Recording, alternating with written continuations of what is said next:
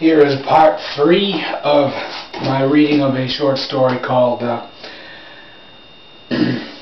Gentleman's Dealings with a Fool.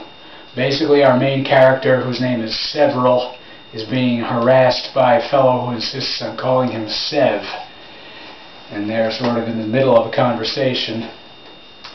The conversation did go around in circles for several more minutes until the man with the gray flecked beard stuck out his hand again. "You knew my brother," he said, as Several shook his hand. He pointed to a man in the picture from the newspaper clipping. Several looked and realized that unidentified had been Safe Workman. "Ben Workman," said the man. "I'll keep in touch." He stuck his hand out a third time. Several shook it, of course. The next morning, even though it was a weekend morning, was a working morning for Several. The alarm clock went off at 8:30. Instead of ringing, the alarm was a radio station played loud. Several, for the first time, had set the alarm to radio the night before. He wasn't sure he liked being woken up to music. Insistent beeping seemed much more honest about its intention. When the seamless recording of "You Made Me Love You" met his ears, music intended to relax, it had no kinship with reveille. "I hate to get up, I hate to get up, I didn't want to do it, I didn't want to do it." Working on a Sunday was never his forte. His customers were all escaping from their own homes, but with their families in tow. Hell followed with them.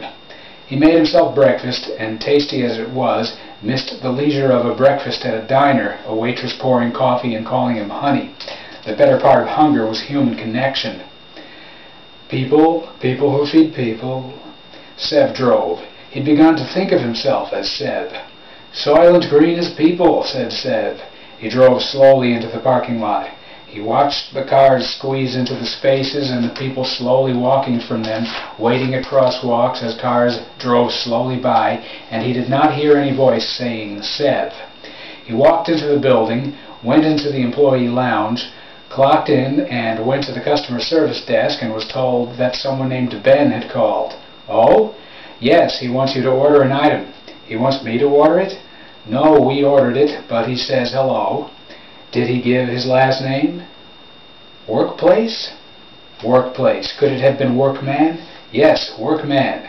Well, thought Several, no harm in him ordering an item. After all, they were now on full acquaintance terms. "I wouldn't want personal friends calling me," said the girl with the green streak. Several said, "Well, a lot of people, when they find out I work here, order things. Long as they don't pressure me to give them a discount." "I think it's creepy," said the girl.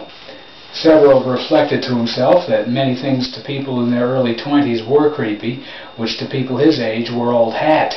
Okay, that's it for now.